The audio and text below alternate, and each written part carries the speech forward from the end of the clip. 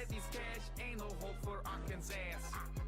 Mr. Kulpitzer, the Polish Vito Corleone. Arkansas, come here to Uncle Kulpitzer. Let's fuck with Stroll. He owns his lonely daddy's heart so he can get his cars and clothes. But daddy can't buy talent for him. Daddy's cash is all he knows. Mr. Stroll, Sister Stroll, it's the troll. Williams Hope, let's suppose you could drive. Single podium could grow. Teenage boy, difficult. You're dumb and think you're in control. Other paid drivers like Sergey know they suck so they don't hold on. I'm mock on, I'll jump on this dumb song. Let's jump on Lance the rapper. Engineers, they get no chance to gather information from this scrapper. That is tech, so that don't matter. Paris penis has some cash as well, so here I am at last. Got no seat, but it's okay, cause I took dump inside this car. Total pick me up, replace the pot as soon as contracts are. How's it feel? Stroll to take over the car of number 2. Paris be prioritized like yo, that's Ferrari's over you. Daddy's cash, bought that team with daddy's cash. Mommy, daddy's cash, Lance Stroll with daddy's cash. Mommy, daddy's cash, boy ain't got no talent cash. Mommy, daddy's cash, ain't no hope for Arkansas. Daddy's cash, bought that team with daddy's cash. Mommy, daddy's cash, Lance Stroll with daddy's cash. Daddy's cash, boy ain't got no talent cash. Daddy's cash, ain't no hope for Arkansas. Alonso, Alfonso, Ocon, Robert, and Nando. On the track 2, outpace stuff a fandom. GB2, leave it to GB2, Nando. 2 world titles, triple crown, Sudocom. Lewis and it's Abu Dhabi celebration, 2 dumb. Correct McLaren and piece of shit Hamilton. Leave Alonso in a shit box to be at the front. I'm gonna miss F1, not miss F1, not gonna disappoint. But is it F1 when I'm gone? Spaniard, replay Spaniard. It's me at heart radio. Messages forever for the family. Nando be the prima donna ganging it so sadly. Kevin and his race and incidents. He'll trigger me with rage incidents if you don't take it damn easy. Kevin is scared of spiders. Omar is better driver. Günther Steiner am Adreno mit der Haste Fivers. I grill the grill with my spit kiss. Zach Brown spit jazz good night. I lie about the fuel tank to give Kevin a better ride. Har Hülkenberg, suck my boner. Sainz and Nando off the throne. Bring the grid girls to my home. I'm on Tinder with my phone. Ferrari is in my car. All the money's in the jeans. I stand by Roman no matter who he crash. We're better team. Daddy's cash, bought that team with daddy's cash. Mommy, daddy's cash, Lance Stroll with daddy's cash. Mommy, daddy's cash, boy ain't got no talent cash. Mommy, daddy's cash, ain't no hope for Arkansas. Daddy's cash, bought that team with daddy's cash. Mommy, daddy's cash, Lance Stroll with daddy's cash. Daddy's cash, boy ain't got no talent cash. Daddy's cash, ain't no hope for Arkansas.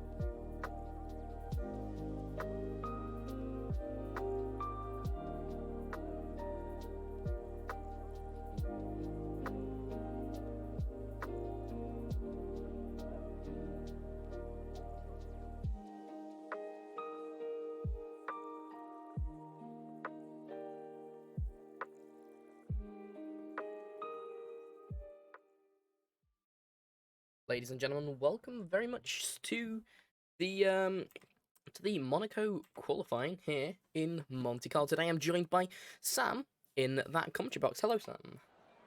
Hello, everyone. Welcome back to another week of Kenco F1 League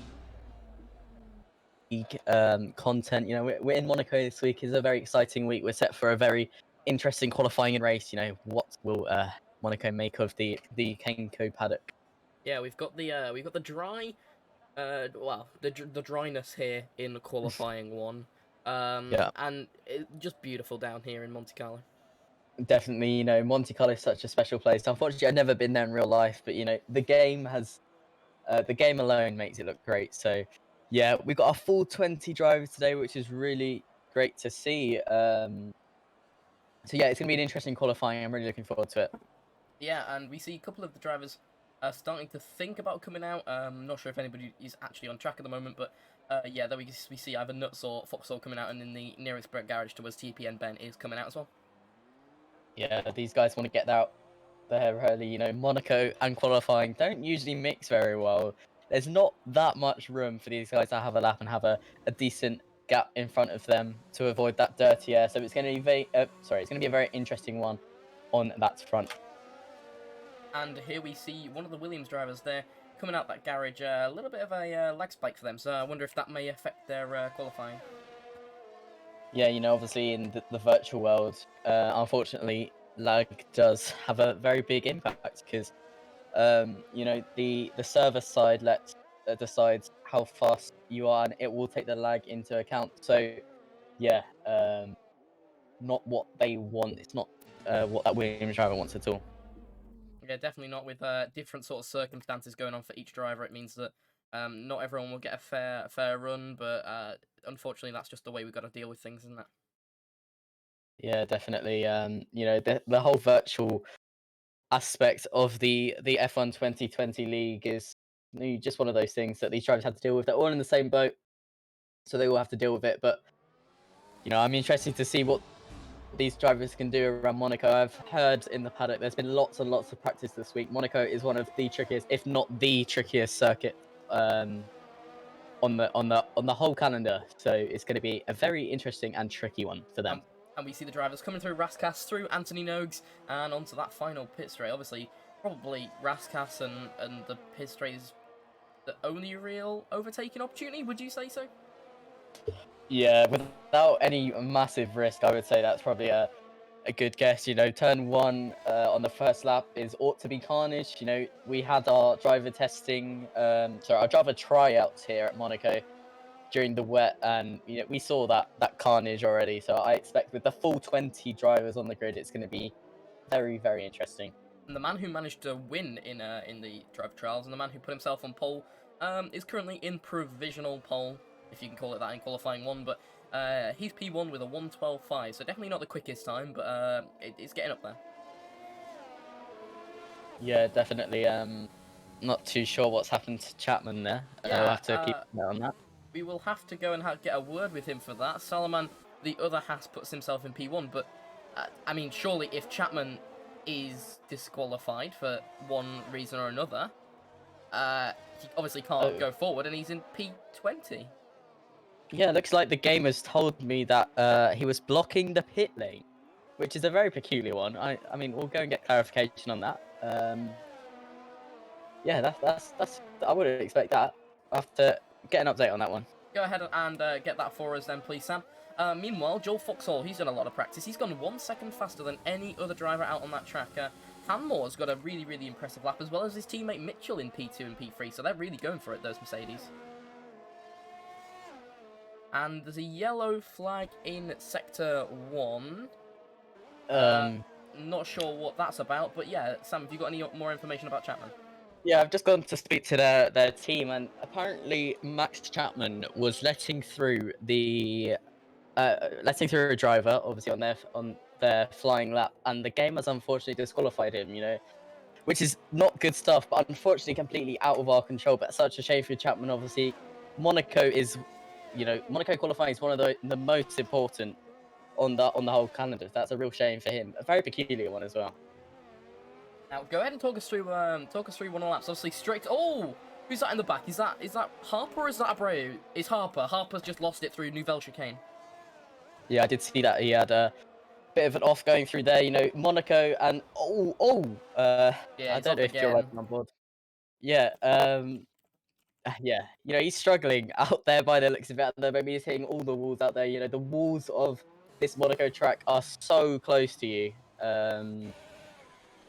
Yeah, that's crazy. He's into the pits. That's probably the and all of the drivers now coming into the pits. Robinson, he's on his flying lap. He's gone about 2 seconds slower than Foxhall, who's currently put himself on provisional pole. Yeah, nicely done. The AlphaTauri boys have been impressing. Obviously, in Spain last week, they had that incident with that Williams of Abreu, which realistically cost them both the chance of any sort of good position for them, which was a real shame. But we've seen that consistent pace of Hartley. He's currently in P3, about 7/10 off that of P1 at the moment. So yeah, some really good pace around Monaco. A very tricky track. It's very selective for these drivers. I mean, obviously it's Monaco, so the stewards have decided to elect for a track limits of strict. Obviously, last week we saw the drivers really struggling with those, but yeah, strict for the race and strict for the qualifying as well. Obviously, it's very unforgiving around here. Yeah, definitely. Strict is definitely the correct decision around Monaco. Yeah. And Wilson on his in-lap comes down to the Grand Hotel chicane. He's got one of the Renaults behind him. I believe that's going to be Middelfeld. He has not set a time yet, so he's currently blocking him on his hot lap. That's not what you want if you're that Renault. No, definitely not. Wilson does look like he's getting out of the way now, which is good. Going through turn line, the famous tunnel corner. But yeah, that's not good. But it did look like Wilson was on a flying lap according to my screen. So maybe he's had a tricky lap going through the Grand Hotel chicane. The Grand Hotel hairpin, as you said. Yeah, not puts himself on P1. That's 5/10 to gain for Joel. Obviously, we don't know the conditions that it will be in qualifying 2, qualifying 3 yet. But the top 5 as it stands is not Foxhall, Titan, Harper, Mitchell. Saw Titan put himself on pole last week, but was involved in that first lap. Well, maybe not involved, but he was the cause of that first lap incident. Yeah, that first lap incident still slightly baffles me to this day. He got a bit too greedy on the loud pedal by the looks of it, and he had no traction, and the car just went away from him, which is a real shame because it would have been great to see Titan be able to fight for that win, but it was not meant to be for him that day. I think that's really, really well put, that Sam, that you say that he was a bit too greedy, because obviously normally we see drivers being very conservative on that throttle if they're running that no traction, but maybe with the race start he's just not too confident, or I'm not sure what's going on there. But as Harper again has struck the wall and his right end plates off. Harper's really struggling out there by the looks of it in that Williams. He's not going to pit this time, interestingly enough, but you want as much downforce as possible going around Monaco, especially on your qualifying lap. Qualifying is all about the fastest lap you can possibly do in your car, so you want as much downforce as possible. So he's going to be really feeling the effects of that. You got to remember as well, these drivers have only got 4 positions to lose until they're in that elimination zone, because one of them is Chapman, who was, like you said, unjustly disqualified. So that's a really nice camera view, that from one of the casino hotels. Oh, very, very nice, that. Very nice stuff going through that hairpin, one of the tightest corners on the track, and he hits the wall again. That's both the end plates gone now. Yeah, there's no way he's going to be able to complete a faster lap with that front wing in that condition as he approaches the Nouvelle chicane. He's going to find it very difficult going through here at any sort of good speed. But yeah, as you said, great camera angle at Monaco. Obviously, very tricky to do in the game considering how tight it is, but some very good stuff. But Harper still Really not lifting tight off. there. Really Yeah, tight there through swimming pool chicane. Up into Raskas. scary stuff. I think he hit his inside there. Oh, just through Anthony. No, he's almost clipping his wing, and rightfully so, he's into that pit. Yeah, that's definitely the right decision. Going towards the Williams garage, the final one on this this pit lane for him to replace that front wing, no doubt, and obviously for him, he would want a fresh set of soft tyres to get that fastest lap to get him out of Q1. Yeah, I mean, like, when it comes to the pit lane, obviously it's laid out in constructors' terms. So whoever came P1 last year is the closest to the pit entry, and whoever came P10 is the furthest away. But does that give some sort of advantage to the teams who are down at the end of the pit lane? Obviously, they don't get blocked by as many people if they're coming in first, but they get blocked by everyone if they're in last. So Yeah, I mean, personally, I've never driven down an F1 pit lane, but I would say that the first or the last box is probably one of the best. You know, as you said, first box, you're not going to get blocked by anyone. You're the first one, and the last box, you're not going to get blocked by anyone because you are the last one. Obviously, the middle garages, like the likes of Renault or Racing Point, they're going to be potentially influenced the most because that's where all the teams are. But yeah, there's not any major advantage. I wouldn't say. You know, they've all got to go the same distance down the pit lane at the same speed. yeah, and if we think about this current situation, the man who is in the pit lane, Max Chapman, he's going to be kicking himself. I mean, he's obviously towards the end because Alfa Romeo Constructors last year came P8. However, he's stuck in that pit box. He can't come out in Q1, Q2, or Q3, unfortunately. Yeah, that's really cruel of the game to give him that sort of penalty. You know, qualifying is so important around Monaco. As we said, there's only really one, maybe two opportunities for overtaking. If we think turn 1 and potentially turn 10 coming towards the Nouvelle chicane, you know, that's the only two realistic overtaking opportunities without any serious risk. So being P20, he's got a lot of places to make up. And you know, we know how aggressive Max Chapman is. We know how strong he is. He's going to be wanting to get in those podium positions, obviously, but that is a real challenge for him, even with the skill that Chapman has. Right, I know that this is just qualifying one, and realistically, whatever times are set are meaningless because we've still got 2 more qualifying sessions to go. But who could you foresee in the current climate of things? Obviously, with Max Chapman now out of the session, that means there is, unless Titan puts it on pole, a new pole sitter. Who can you see putting it on that first grid slot?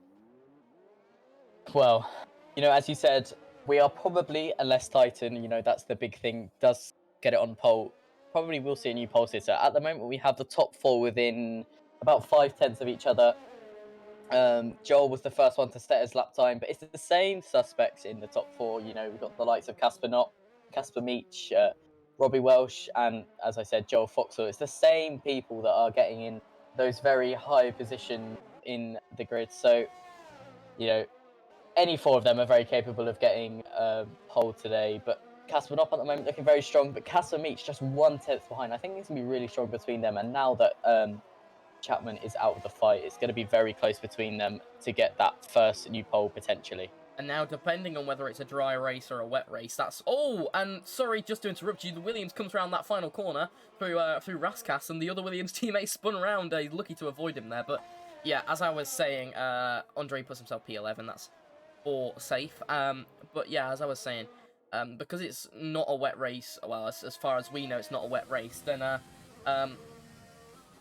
that completely throws strategy into the mix, because in Q2, if it was wet, people would just go for outright pace, but with the fact that we don't know, because it is forecast light showers, but it's France. Well, technically it's Monaco, but it's France, and anything can happen. So yeah, definitely, it's an interesting one. But as you say, you know, there is predicted dry spells during the race, so strategy is going to be a very it's going to be at the forefront of these drivers and the team's minds. You know, Whether they start on that medium tyre or that softer tyre, I really don't know. Monaco, obviously, it's a very short lap, not massive on tyre wear, but there are a lot of laps at Monaco just because of how short the lap is. So it's a very fine balance for these drivers to decide whether they want to start on the softs or the mediums. But yeah, it's going to be an interesting one to see in Q2 what strategy they decide to go on. And we're going to join on board with one of the drivers in that elimination zone, Forbes. He passes the line and puts himself P15. That's safe by 1 position. He's in the at danger spot. Yeah, he's he was power sliding through Anthony Nose. Oh, I'm so sorry. Just to interrupt you, is that Harper or is it Abreu? We were on board with. I think that was Harper. What happened there? Well, I was on board with Forbes and coming in through Beau Rivage. Yeah. He just, well, he sent his wing to the moon by crashing into the wall. But yeah, we'll have to go and try and get an update on that because I'm not too sure. But yeah, like we said, Forbes P15. Yeah, nicely done, P15. As I said, he was power sliding through Anthony Noakes, turn 17, turn 18, immediately onto the start finish straight. But yeah, nicely done for him. About 8/100ths clear to safety at the moment. And yeah, I think it was Harper in the end. We are on board with him, and he's struggling to take all of the corners. We can't quite see his front wing now. Yeah, both the end plates gone again. Yeah, he's struggling out there. And, I would say that potentially going around again without replacing his front wing's not the best idea, but he's only got 1 minute 50 left in the session, so I don't know if he would actually have enough time to come out and set a new lap. It'll be interesting to see what sort of time he will set, but the other man who is potentially going to dethrone or get rid of Widdowson from that P15 slot we saw. Widdowson had some decent pace around here, but he kept on dropping the throttle into the wall, is Jay Robinson. He's on his outlap. He just barely avoided the wall there. Oh, and as I say, Widdowson goes P7. This is proving me but nuts now in P15. And Jay there through Anthony Noakes. He's starting his flying lap. He's in P17. Yeah, it's going to be a very close lap for Robinson. He's in P17 at the moment. He's not too far off that safety zone. He's about 4/10ths off. I mean, that's quite a margin to make up on such a short lap, but we'll have to see whether his first lap was quite messy. And one turn can be the difference between him being in qualifying 2 or in qualifying 1. That is out, that is. But Harper, the man that we saw with those front wing problems, he has now retired from the session. Maybe that was a technical decision from that team, or do you reckon he's just lost it somewhere? Well, there was riding on board with Robinson at the moment on the AlphaTauri on his flying lap. There was a few yellow flags coming into the tunnel corner, so potentially some sort of off. I couldn't quite see the car, but I'm not too sure about that one. If they did go off, it's a very good job by the marshals to clear it up in approximately 2 seconds. Yeah, great stuff. And through Rascas, we did see one of the Ferraris just coming into the pit lane there. Is he going to block? No, he's going to stay nice through Anthony Noakes. There's Jay clipping a bit of that exit. Oh, really hesitant on that throw. That's gonna mean he can get another flying lap in. He's in P11. He's safe. Wilson in P16. Yeah, good stuff from Robinson. Decent lap. He gained more than enough time, and he's up in P11 at the moment, so he's safe at the moment. But I believe, unless he's safe. He's more than safe in P2. And Wilson has just crossed the finish line in P15. Abreu is currently at risk. Abreu obviously still on his final lap coming up towards the Nouvelle chicane. He's improved on his first and second sector. It's going to be close for Wilson to stay in Q, to get out of Q1 at the moment. Yeah, we are on board with him. He's set 2 green sectors, 6/10ths behind. That would currently put him into P7. Jay has just retired from that session. He knows he is safe down in P11. Abreu looks to go through. Anthony Noakes gets a really nice exit. No loose rear through there, as we have seen with the AlphaTauri. And he crosses the line and puts himself safe. He's safe. Yeah, he is safe. He's, up to P6. So very impressive time from him. A lot of time gained on that lap. But unfortunately, that means Wilson has been demoted out of Q1. And I've just realised we have the text on the screen. There we go. Robbie Welsh. Really, really good stuff from him. P3. And I don't know if you actually know this, so by a margin of 15 points, he is P1 in the Yeah. Constructors. That is very, very interesting stuff. Obviously, we've had a few championship leaders. If I remember correctly, we've had Casper Meets, who've obviously had Chapman, and now Robbie Welsh. Obviously, yeah, some interesting stuff. Robbie Welsh, he's had a few good performances. Obviously, he was the de facto winner of last week's race after the disqualifications of various drivers. But yeah, he's obviously been in the right place at the right time, and also had his very commanding win in China, I believe. Yeah, I'm just doing some napkin math right now. So, so they've got 92 points, and the Alfa Romeo team have got 128. So, 92, 128. That's 26 points clear. The Alfa Romeo team are from Renault in that constructors. Yeah, that's close stuff. Yeah, very close stuff between the Alfa Romeo and the Renault team, which is great. 36 points. If you think about it, that's about a race win and a P2 for the other driver in that Renault team, and they would be in P1. So yeah, that's very interesting stuff. Wave your Kenco flags in the chat because qualifying 1 is over and we are approaching the start of qualifying 2.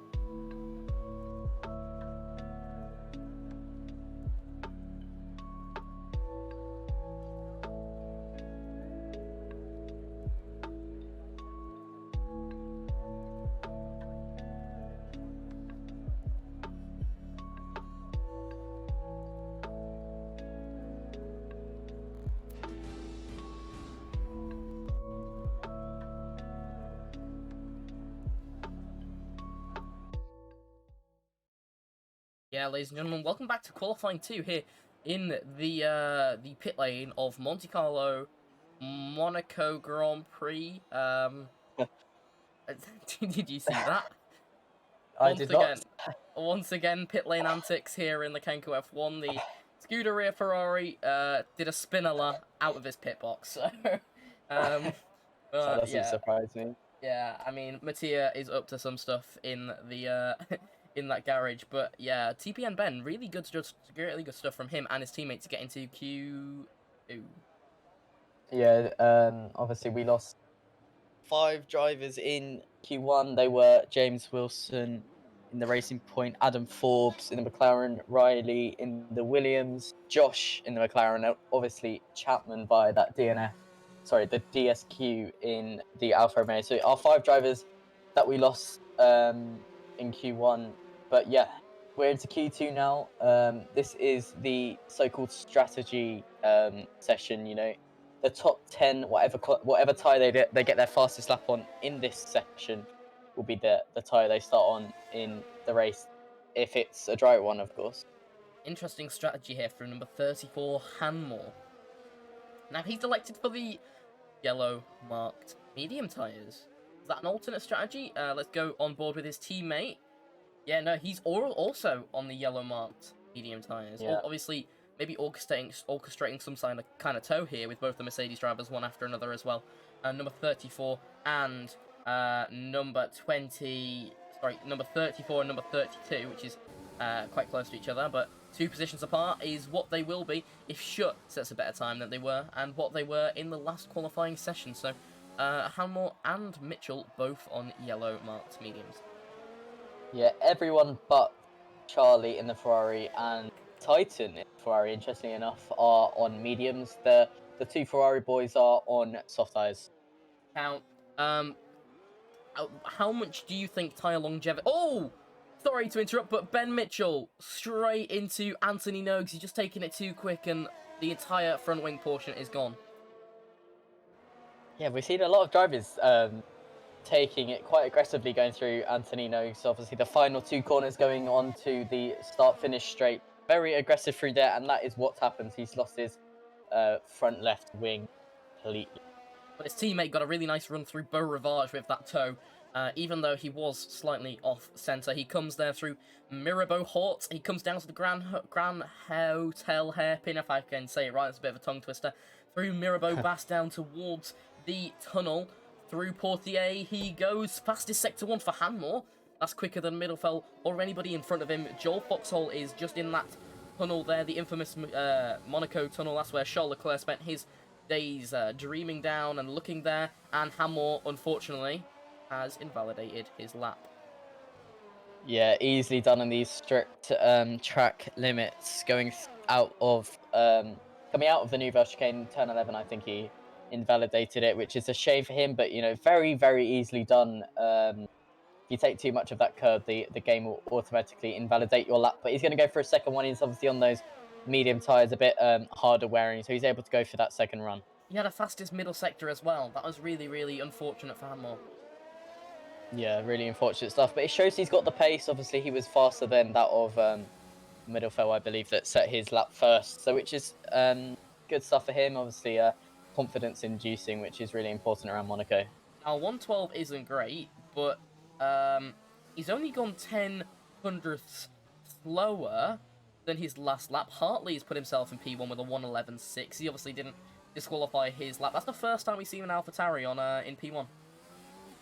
Yeah, unfortunately, it was short-lived. But as you said, Hartley a 111.6. But Robbie in that Renault beaten that time by about 1.2 seconds, and that is on the medium tyres. That's very impressive stuff. Obviously, in Q1, we saw that 110 flat from Casper on those soft tyres in that Red Bull. But yeah, some really good stuff. Just 4/10 off that of a soft tyre run. Ian, unfortunately, 1.3 seconds slower than Welsh. That's not the lap he had last time through Rascasse. He goes a little bit deep. Yeah, that's a shame for him. Obviously, knowing that your lap time's been invalidated, you become so much more conscious of the track track limits. So yeah, that's a shame for him. He's in P7 at the moment, a 112.5, and his teammate just pulls out in front of him. But yeah, a shame for him. He's got to improve that time to get into Q3 today. Yeah, so as I was saying before, we were interrupted by Mitchell, unfortunately losing his front wing. Tyre strategy and tyre longevity around here, is it a really, really big part? Obviously, track position is essential, and Ian's into the wall. Yeah, unfortunately, he's sort of beached his car on the Grand Hotel hairpin. Easily done. That is such a tight corner. But anyway, going back to the tyres. It's interesting to see that the top 10 currently have all started on those mediums. I think that's probably a good idea. We've seen at most races that everyone's gone for the medium hard strategy. The tyres on the F1 2020 game are slightly different to that of real life. They don't last quite as long, I don't think. So I would say that's a very sensible strategy for these guys. But we still have that alternate strategy of the two Ferrari guys on those soft tyres at the moment.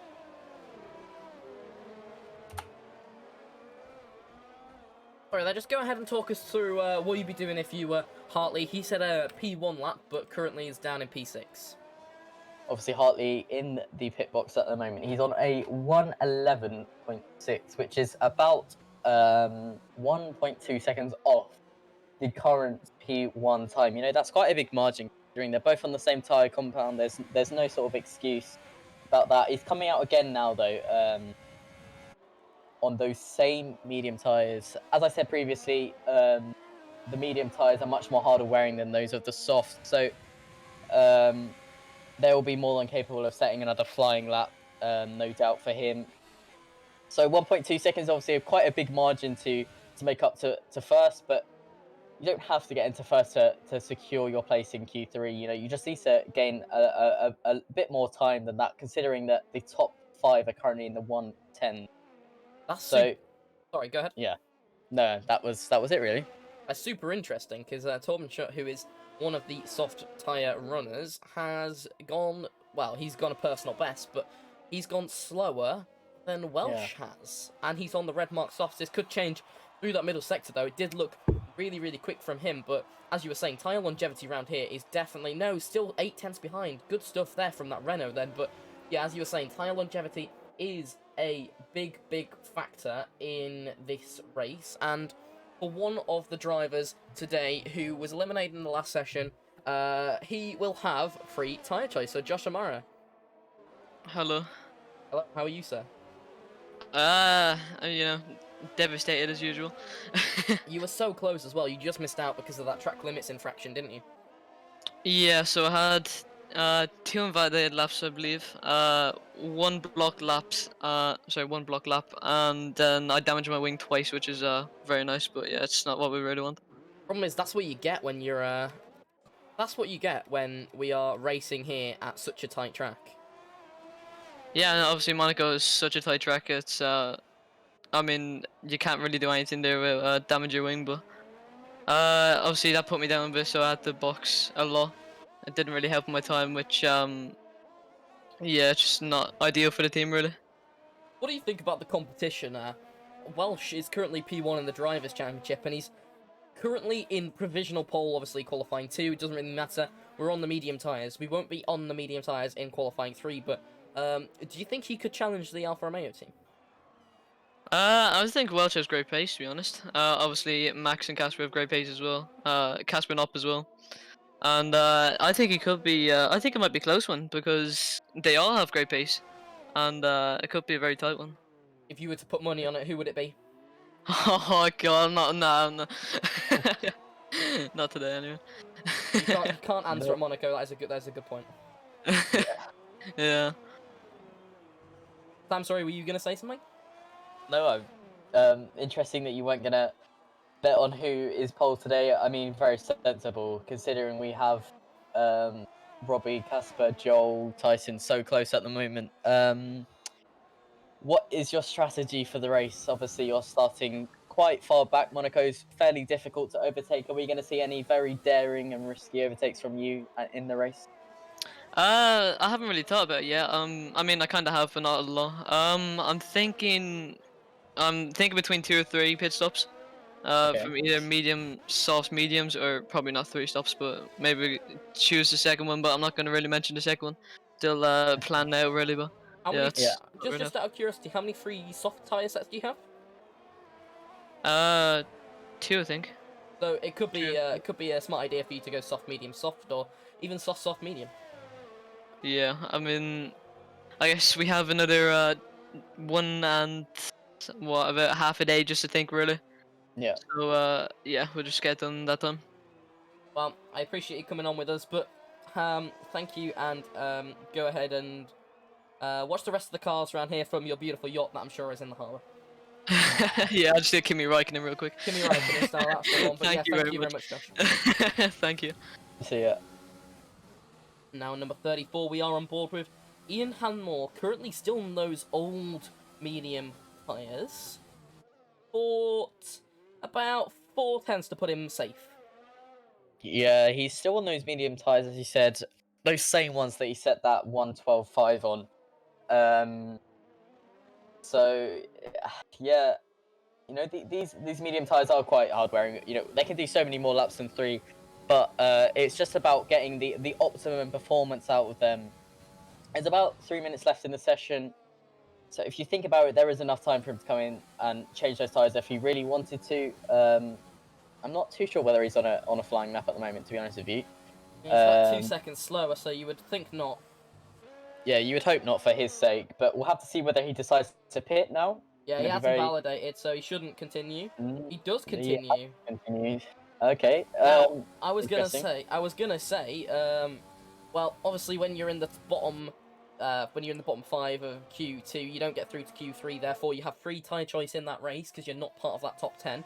And I could have said, you might as well give it a shot on those softs, because if you make it into the top 10, it puts you in such a good position in terms of Yeah. in terms of, obviously, you want track position, but two tenths slower in the first sector. That's good for Hanmar. Yeah, not nice stuff from him, but Oh no! Unfortunately, Ian has basically lost all chances of getting into qualifying 3.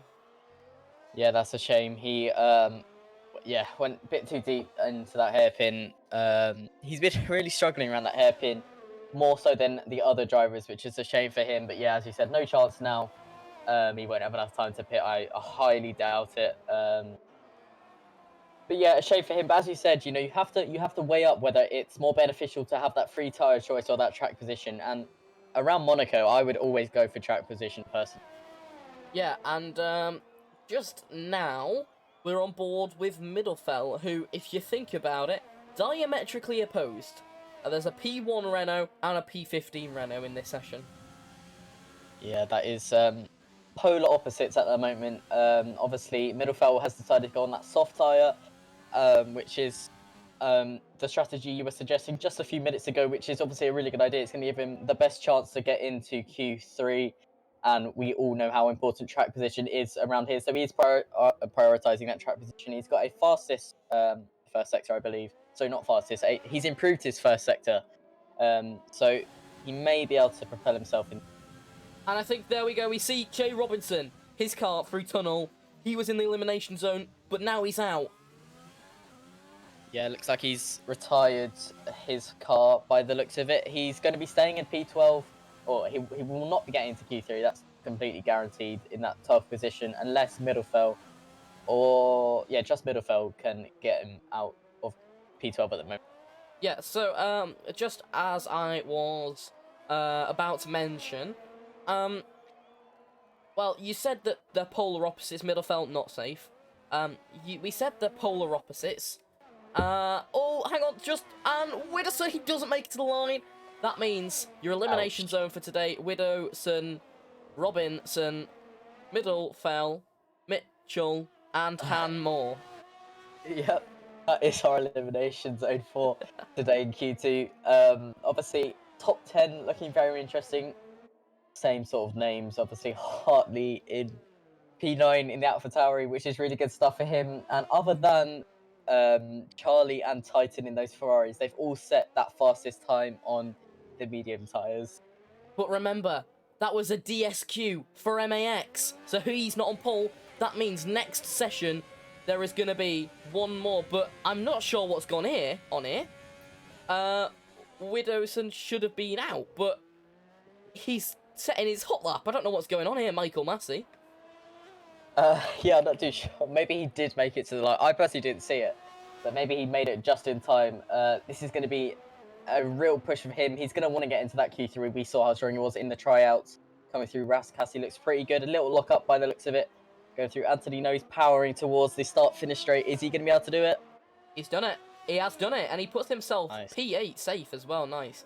That means Rinser. So Rinser is actually out on track, so he may have a chance to actually to do it, but no, he's going slow.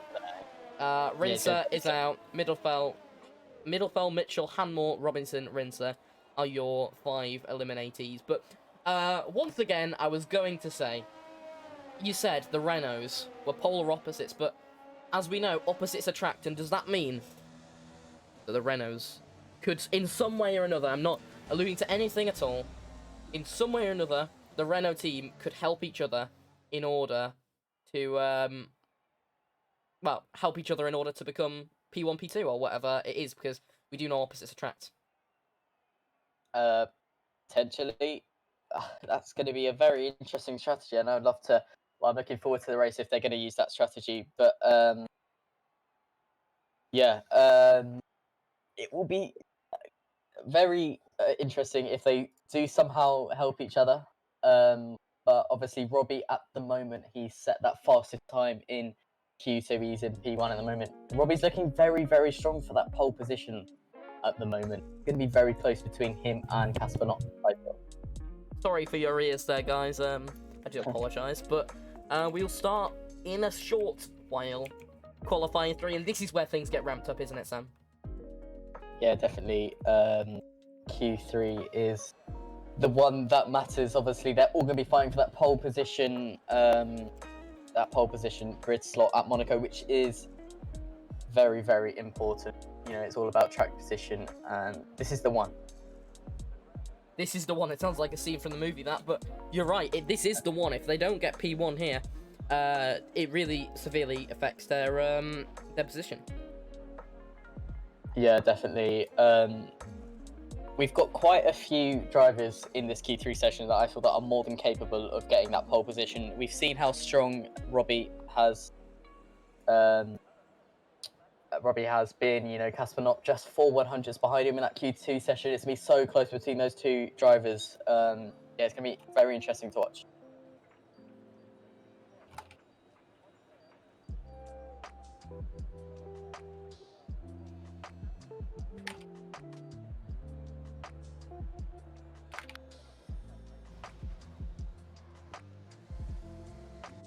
Has gone to get a cup of tea or something. Sorry there, I think my internet has just taken the biggest F in existence, as you should be able to see on screen, but there we go. And we're out for qualifying 3. We are out, and you guys can now see the track. Q3, Monaco Q3, one of the most interesting and closest sessions of the whole calendar. You know, it's going to be very tense because track position is so important, overtaking so difficult. We've been saying this all through the sessions, but P1 today will have a very, very good advantage going into the race to get that race win.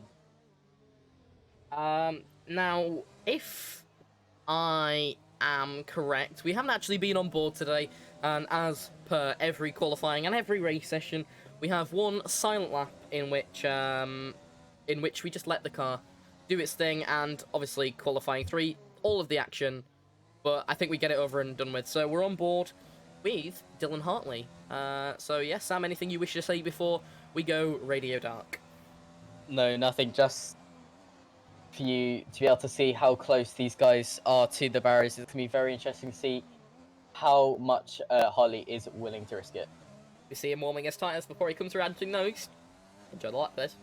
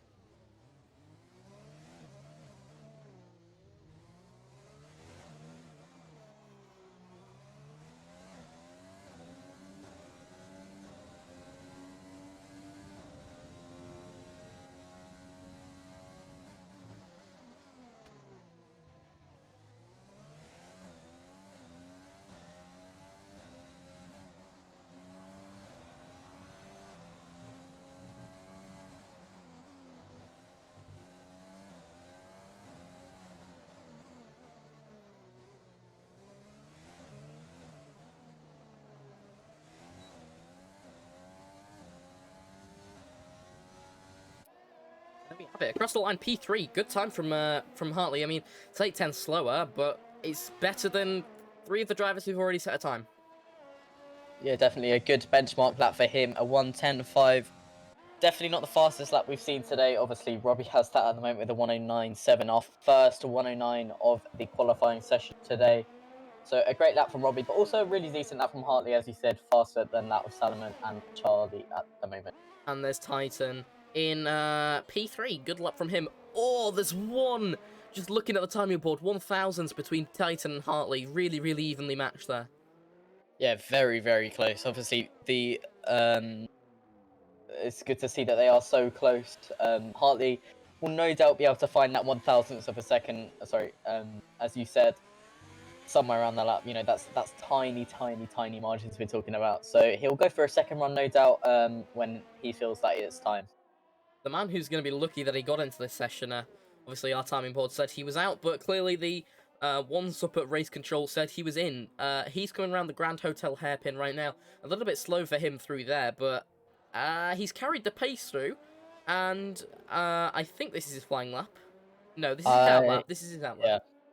Yeah, But yeah. my timing was saying that this is outlap. Obviously, you're not going to want to push those tyres too much. You want to get as much out of them as possible on your flying lap as he goes through the Nouvelle chicane. You know, he's going to get he's going to be getting his head into the right mindset. He's going to be preparing for this very, very tricky lap that lies ahead of him that could potentially get him pole position today.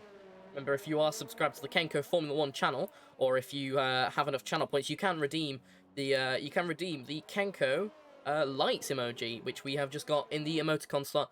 You can now use that whenever it's the end of qualifying or whenever it's the start of the race. And Widdowson starts his flying lap, and I'm sure him with his sub will have the will have those Kenco lights ready to go as soon as he passes that line, because he's gonna want BP1.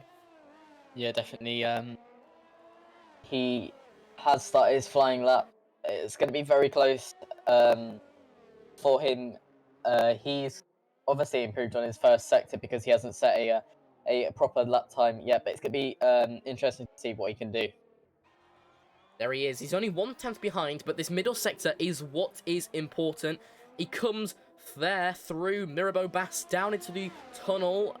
Oh, it's difficult to say right now how quick his lap is going to be through the Nouvelle chicane. We see some skid marks there. Was they left by Joel? Maybe not, but I'm sure he will have a laugh and joke about that. But they're through to back. Yeah, good line through there, but he's currently 9/10 down. That means he, coming through Swimming Pool chicane, will be a seconds down into Rascasse, one of the tightest corners on the track. Casper Knopp 2/10 behind Robbie Welsh. He puts himself P2 through Anthony Nogues, losing that rear end a little bit, and onto that power for that finish straight. Not too shabby. Obviously, P7 and 1:10.9, about 1.1 seconds off the provisional pole lap that Robbie Welsh has set in that Renault. As you said during that lap time, Casper Knopp has set his fastest lap so far for 1:09.9. Yeah, I do feel that we're potentially seeing Robbie starting to pull away with this. That 2/10 margin is now looking like quite a decent amount.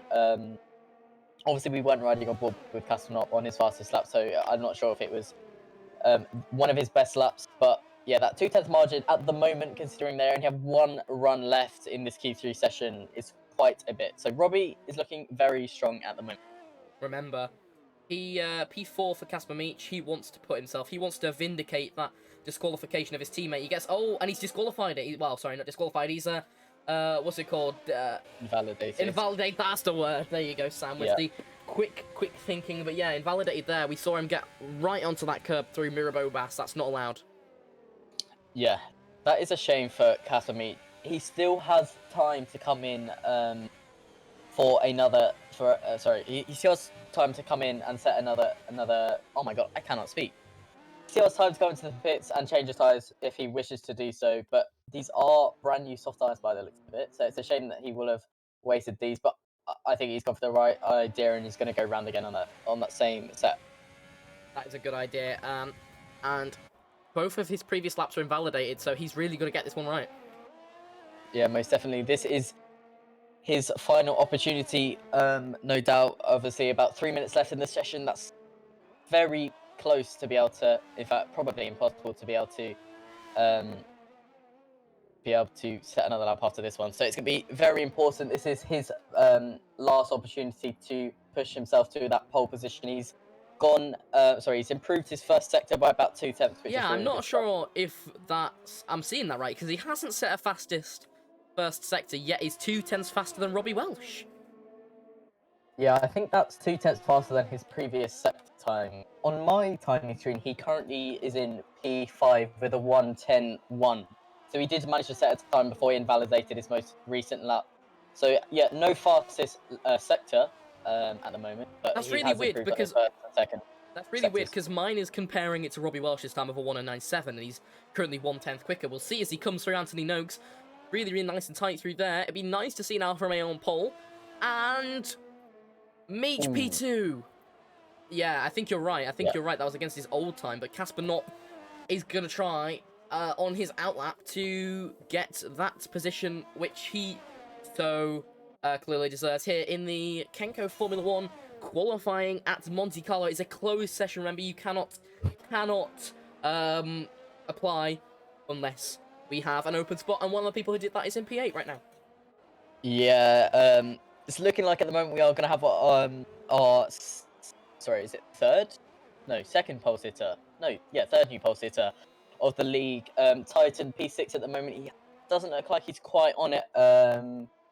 And by my timing screen, he hasn't got any purple sectors as of yet on his most recent lap. So by the looks of it, we are going to have a brand new pole sitter, which is really, really good stuff to see. And Titan actually spins it on his most recent lap home towards Raskas. Yeah, that's unfortunate for him. That means his next lap is probably not going to be better due to the speed. But Casper Knopp has gone 3/10 quicker in the first sector. That is a purple sector 1. Casper Knopp could be our third new pole sitter, but that is really interesting, guys. Stay tuned here. Casper Knopp here has the opportunity to be one of the few who put it on that front row of the grid, and one of the few to possibly maintain that for the win. We saw him almost do it in Bahrain. We saw it almost do it last week.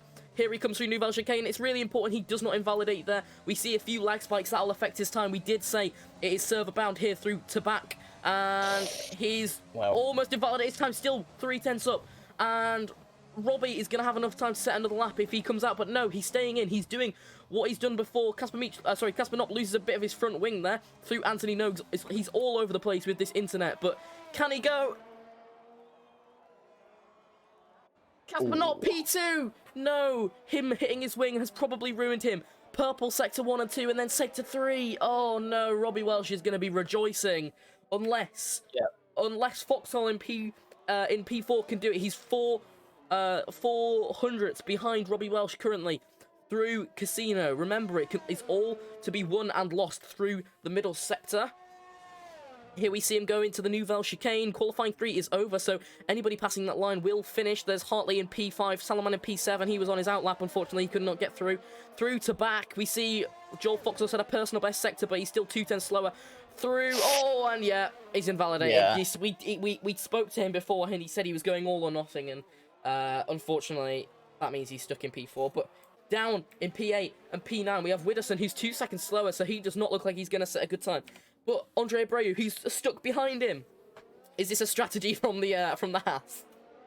Well, it looks like the Haas has gone on to AI, so that's a real shame that Abreu has been blocked going through that hairpin. Obviously, such a slow section of the track, and you know the AI is a lot slower than these real drivers driving their cars. So that's a shame for Abreu if he was blocked. Obviously, I'll have to look at that one after the session. But yeah, I was so shocked to see that Robbie stayed in his pit box. I thought that Casper Knopp had it in his pocket, but as you said, going through Raskas looked like he lost a bit of his front wing, and he didn't quite get it. He was about 6/100ths off, so close, like tiny margins yet again. But Andre Abreu does power towards the line. Is he going to be able to improve from P9?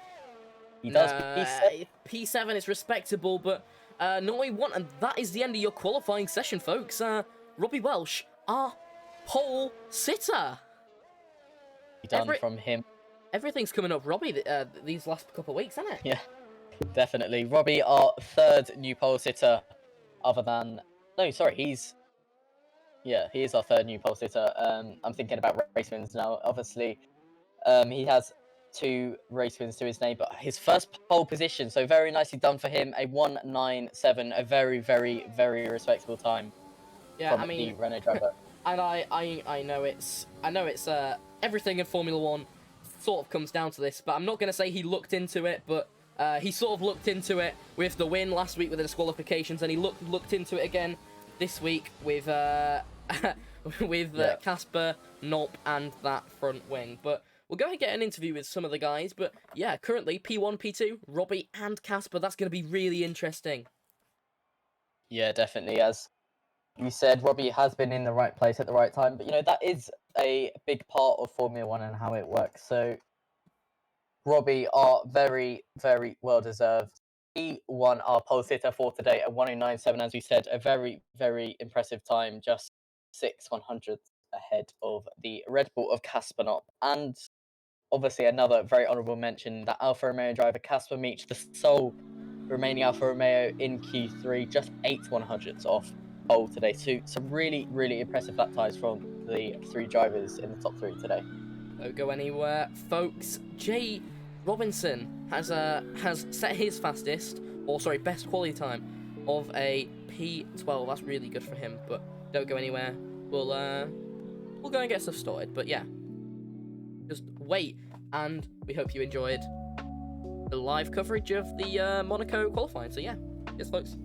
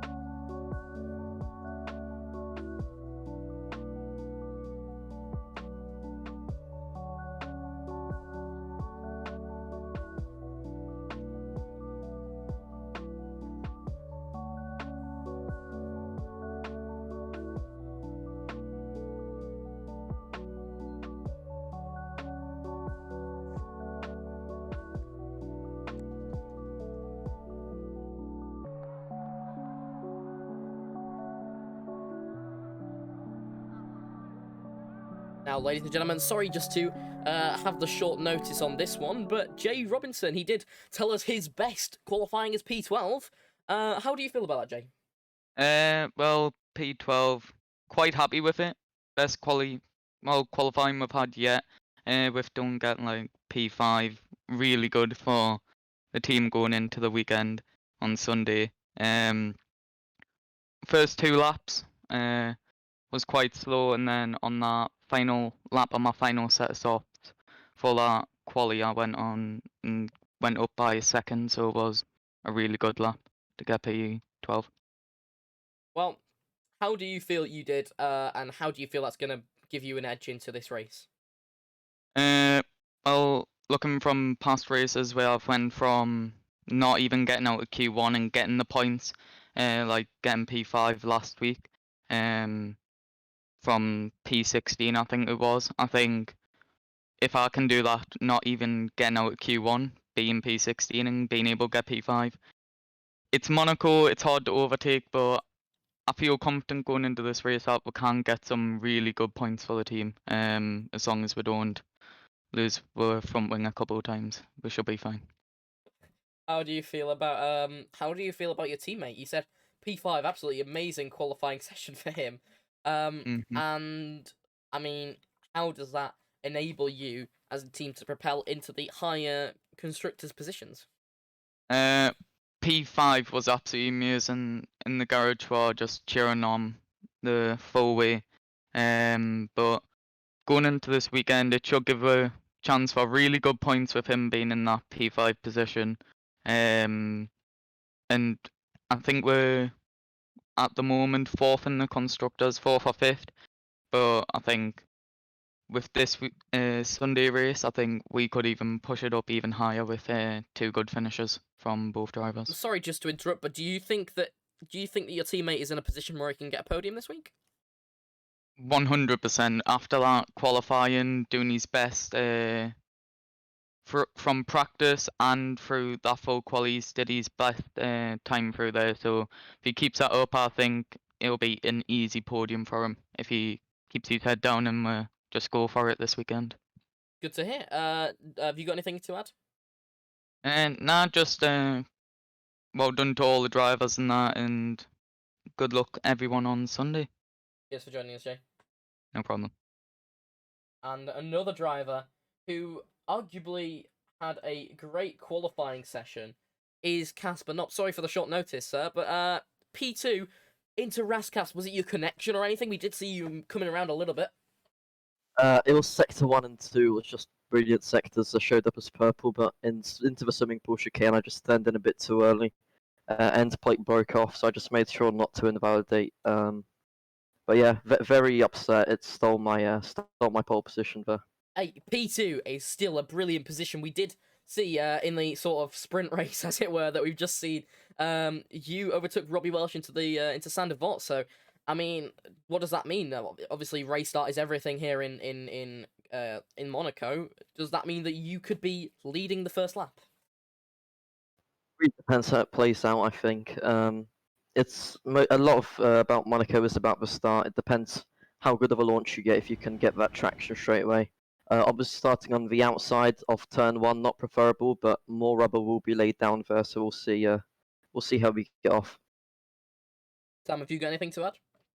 No, obviously, starting P2, you have got the best opportunity to win on Sunday. Do you think you have it in you to get that win done? Yeah, there's no doubt in me. I think I can definitely get it done. Just need to stay cool. I've cracked under pressure a few times now. This is one of them.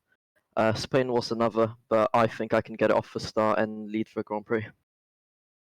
That's Very a good, nice. good strong attitude there from Casper Knopp. Thank you very much for joining us, sir. Thank you. And unfortunately, folks, that's going to be the end of qualifying here at Monte Carlo. It's been a great one, hasn't it, Sam? Yeah, definitely. It's been really interesting. The time that the drivers have been putting in today. But our third new pole sitter of the league, Robbie Welsh, a very deserving pole sitter today, I feel. Yep, myself as well. So, ladies and gentlemen, thank you so much for everything you've done today. Thank you for the bits. Thank you to everybody who's joining us today. Just make sure you come around for Sunday. And yeah, we'll see you soon, guys.